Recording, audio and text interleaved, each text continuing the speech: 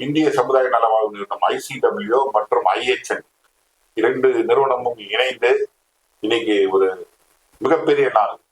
குறிப்பா என்ஜிஓவுக்கு ரொம்ப பெருமைப்படக்கூடிய நாள். Doctor P Narayanan Gramiyam trust Karur இன்னைக்கு வந்து வேர்ல்டு என்வாயர்மெண்ட் டே என்னன்னு ஒரு பெரிய அவார்டு, ஸ்டேட் அவார்டு வின் பண்ணியிருக்காரு. Honourable chief minister award.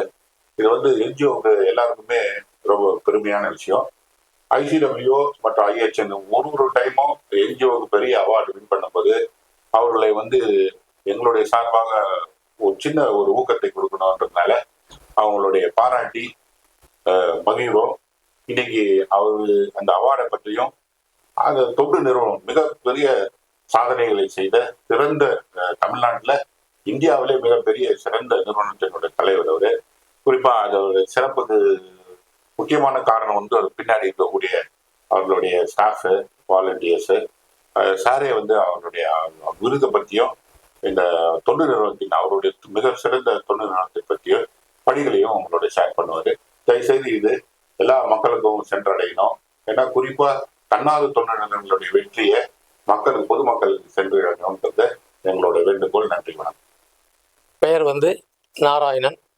நான் கரூர் மாவட்டம் குளித்தலையை தலைமையிடமாக கொண்டு எங்களுடைய நிறுவனம் கிராமியம் நிறுவனம் 1991ஆம் ஆண்டு சமூக நலனில் அக்கறை கொண்ட 6 உறுப்பினர்களை சேர்த்து இந்திய அரசு அறக்கட்டளை சட்டத்தின்படி பதிவு செய்யப்பட்ட ஒரு நிறுவனம்.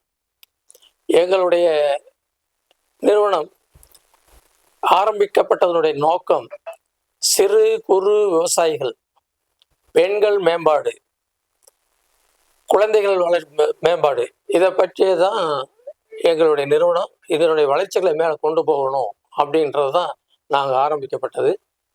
அதில் குறிப்பாக சொல்லப்போனால் இன்றைக்கி எல்லாருமே சொல்கிறாங்க கிராமங்கள் தான் இந்தியாவினுடைய முதுகெலும்பு அப்படின்னு சொல்கிறாங்க. அப்போது கிராமங்கள் வந்து ரொம்ப பின்தங்கிய நிலையில் இருக்கிறதுனால அங்கே சில விவசாயங்கள் அங்கே நடக்கிறது இல்லை. அதாவது வந்து மானாவாரி நிலங்கள் தான் அங்கே ஜாஸ்தி, நீர்ப்பாசனங்கள் ரொம்ப குறைவு. அதன் அடிப்படையில் பார்த்தீங்கன்னா வருஷத்துக்கு 1 முறை 2 முறை தான் மழை பெய்யும். அந்த டயத்தில் பார்த்து நம்ம விவசாயம் பண்ணிக்கிட்டா தான், மற்றபடி பண்ண முடியாது.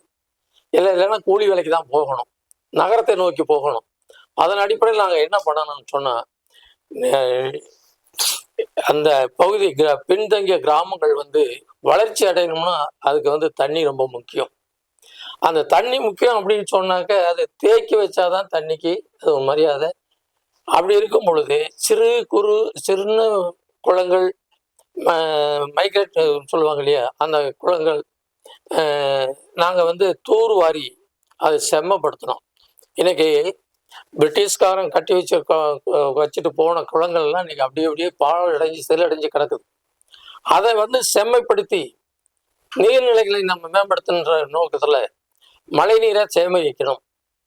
அந்த நோக்கத்தில் நாங்கள் என்ன பண்ணோம், அந்த சிறு குளங்கள், குட்டைகள் இதெல்லாம் தூர்வாரி செம்மைப்படுத்தி தண்ணியை தேக்கி வைக்கிறோம். அதாவது மழை பெஞ்சா தண்ணி வேகமாக ஓடி போயிடும். அந்த தண்ணியை வந்து ஓடுற தண்ணியை நிற்க வைக்கணும், நடக்க வைக்கணும், நடக்கிற தண்ணியை நிற்க வைக்கணும். அப்படின்னா நடக்கிற தண்ணியை நிற்க வைக்கிறதுனா அந்த தேக்கிடணும், சுத்தமாக செக் டேம் கட்டி குளத்துலேருந்து தண்ணி வெளியே போகாமல் தேக்கிடணும். அந்த மாதிரி ஒரு யுக்தியை கையாண்டு, அது மட்டும் இல்லை, அந்த நம்ம தூர் வரக்கூடிய இடங்கள்ல இருக்கக்கூடிய அந்த கேட்ச்மெண்ட் ஏரியாவில் போர் போடணும். போர் போட்டு 6 இன்ச்சு பைப்பு, கிட்டத்தட்ட அந்த போர் வந்து 60-70 அடி கீழே இறக்கிடுறோம். இந்த உயரத்துக்கு வந்து நம்முடைய 5 அடி 6 அடி உயரத்துக்கு பைப்பு வந்து இந்த ஹோல் போட்ட பைப்பு 6 இன்ச்சு பைப் போட்டு அப்படியே உள்ளே இறக்கிடுறோம். அப்படி வரும்பொழுது வெளியிலேருந்து வரக்கூடிய தண்ணிகள் அந்த குளத்தை விட்டு வெளியில் அவுட்டில் போகாமல் அந்த தண்ணி பூரா அந்த ஹோல் வழியாகவே உள்ள பூமிக்கு அடியில் போயிடும். அப்போ தான் இந்த தண்ணி வெளியில் வீணாகிறதுக்கு வழி இல்லை. அப்போ இந்த நிலத்தடி நீர் வந்து பக்கத்தில் இருக்கக்கூடிய கிணறுகளுக்கு இந்த தண்ணி உள்ளே போனதுனால, பூமிக்குள்ளே போனதுனால பக்கத்தில் இருக்கக்கூடிய கிணறுகளுக்கு அல்லது குடிநீர் பைப்புகளுக்கு வந்து ரீசார்ஜ் ஆகும். அப்போ இப்போ இந்த மாதிரி இந்த வேலைகளை பண்ணதுனால ஒரே ஒரு உதாரணம் சொல்கிறேன். போன வருஷம் அதற்கு முதல் ஆண்டு அந்த காவேரி பெல்ட்ல எங்க பகுதியில காவேரி பெல்ட்ல மழையே இல்லை. அப்போ காவேரி பெல்ட்ல விவசாயமே இல்லை. அப்போ ரொம்ப பாதிப்பு. அப்ப நாம வந்து என்ன பண்ணோம்னா, நாம வந்து 2021 இருந்து இந்த குளங்கள் தூர்வார பணி, செக் டேம் கட்டுறது, லீஸ் லீடிங் சேனல், ஃபீடிங் சேனல் எடுத்ததுனால தண்ணி அங்கங்கே தேங்கி நிறைய தண்ணி நீர்மட்டம் உயர்ந்தது. அப்போ அந்த டயத்துல பார்த்தீங்கன்னா, எல்லா இடங்களுக்குமே விவசாயம் அந்த பெல்ட்டை காவேரி பெல்ட் நீர்நிலைகளை பெல்ட்டை விட்டுட்டு இங்க இருக்கக்கூடிய ஏரி குளங்களுடைய நீர்னால விவசாயம் நல்லா இருந்தது.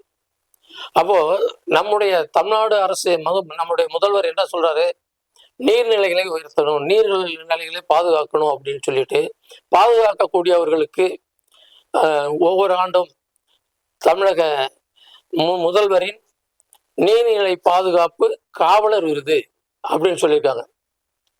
அந்த அந்த விருது தான் இன்றைக்கு எனக்கு கரூர் மாவட்டத்தில் எனக்கு கிடைச்சிருக்கு.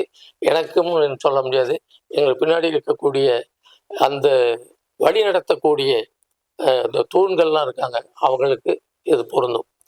ரெண்டாவது இது வந்து என்னன்னா, இந்த மாதிரி ஒரு முதல்வர் இதை அறிவித்து ஒரு ஹானர் பண்ணுறதுனால எல்லாரும் அது மேற்கொண்டு ஆர்வமாக செய்யக்கூடிய ஒரு தூண்டுதலாக இருக்கும்.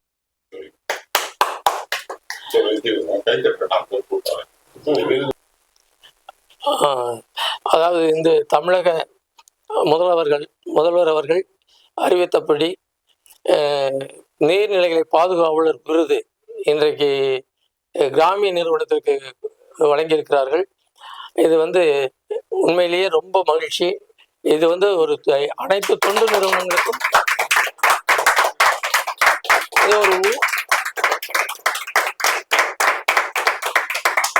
இது வந்து ஒரு ஊக்குவிப்பா இருக்கும்னு கேட்டு நன்றி தெரிவிச்சுக்கிறேன்.